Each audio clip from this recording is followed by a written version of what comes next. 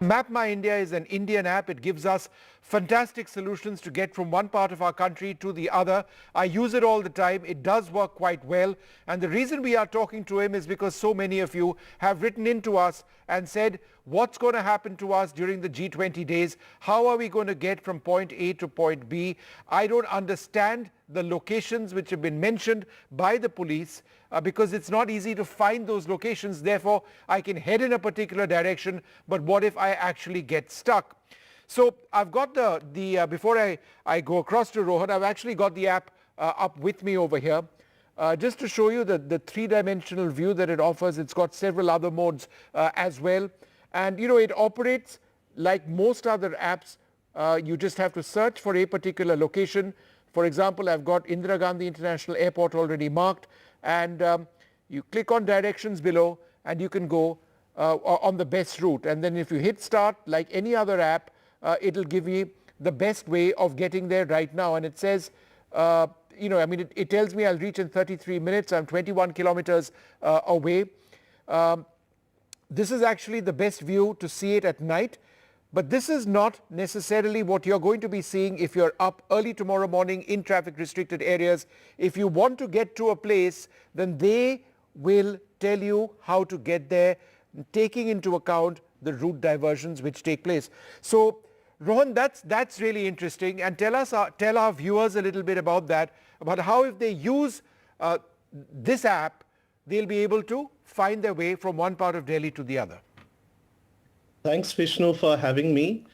Users can live their ordinary life, just download the Mappls app, and anywhere that you want to go, you can search as you showed correctly, and it'll give you the route that you have to take, and it'll navigate you accurately and smoothly. Now, under the hood, what's happening is the Delhi police has shared with us all the road closures and traffic restrictions that are there in the control zones, regulated zones, etc. So the app will route you around that if you have to get to, say, the other side of Delhi. And it won't give you the typical routes that you would take through the New Delhi area. And if your destination is within that control zone, it will tell you that, look, you can't go there, but you can take your car to, let's say, the nearby road closure where you can get off. So that's how, you know, using technology, we go ahead with our regular life in a simple, easy way.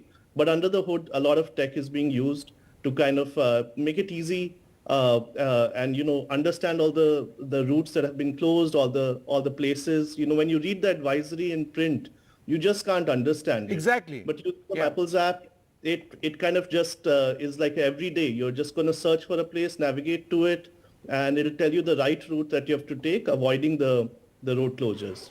In fact, you know, I was trying to work on this morning, and I went through the various sites which have actually been outlined by the Delhi police, trying to put it on Google Maps and then moving from location to location to location, and I couldn't even find many of those locations on Google Maps. Whereas what you're saying is all one needs to do on the G20 days is enter your start point and your destination, and you get the perfect route, right? That's right. I mean, we're very happy the Delhi police kind of reached out to us, embraced us. They tested out our tech. They tested out Google's tech. They found that couldn't solve their problem. So they shared with us the route closures, and they've been really great support, great organizers, and leveraging Mappls as a tool to aid the lives of kind of visitors as well as residents. Yeah. Okay, so some specific questions. What about traffic buildup? Is that something, because that is a concern, will that be showed as well in areas on the routes that people want to get through?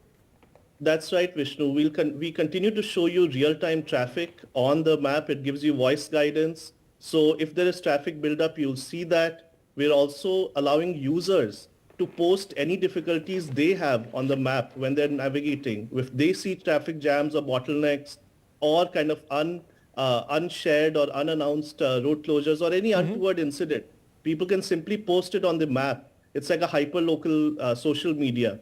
And because we're in touch with Delhi police, we'll be able to kind of convey that. They'll be able to use that to kind of respond to any such kind of untoward or unplanned incident, all with the idea of making this smooth, this massive logistical exercise of G20. You know, I think quite apart from this, the fact that you have chosen to make an Indian app using Indian satellites to an Indian requirement is really impressive. What is the future of the Mapples app? Yeah, absolutely. I mean, if you use the Mapples app and you've been kind enough to talk about it, there's so many more features that are relevant to India, like junction views when you have to figure out whether you have to go up a flyover or avoid it. In Google, it's just two squiggly lines. You can't really make the difference. But in Mapples app, it kind of clearly shows you in 3D whether to climb or avoid the flyover. We've been doing this for 28 years, building the most advanced digital maps down to house address level in 3D and 360. It's just a shame that people didn't know about Mapples because Google goes preloaded on Android phones. But in the last few months, we've seen millions of users download it as they've realized that, it's far more advanced and far more suited for India. So we're very excited about the future. And also as part of digital public infrastructure, the whole Mapples MapMyIndia stack of maps and technology is not just for India.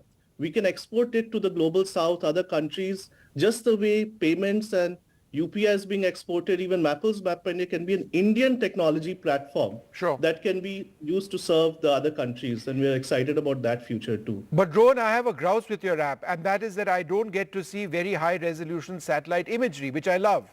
Why is that? No, absolutely. Actually, the regulations didn't permit, high resolution satellite imagery, but somehow these foreign apps have skirted that. We've tried to stick to the Indian regulations. We're supporting ISRO with ISRO satellite imagery is what we show. Over time, ISRO will have high resolution imagery. So we really hope that, people support the Indian ISRO, which has been a great mentor to us, as well as MapMyIndia, and don't allow the foreign apps just because they're foreign, they are able to kind of skirt regulations. It's quite unfair. And then people believe that it's better. So we've stuck to the Indian regulations. We want Indian technology and we want Indian people to support us. All right. Well, it's been fantastic speaking to you, Rohan. Day after tomorrow, I get to work at about 4:30 a.m. To head to the Bharat Mandapam, and I'll be using your app as I drive in, and hopefully, we'll see how well it works. Thanks very much, and congratulations. It's a great, it's in public interest to actually have this out. Thanks very much.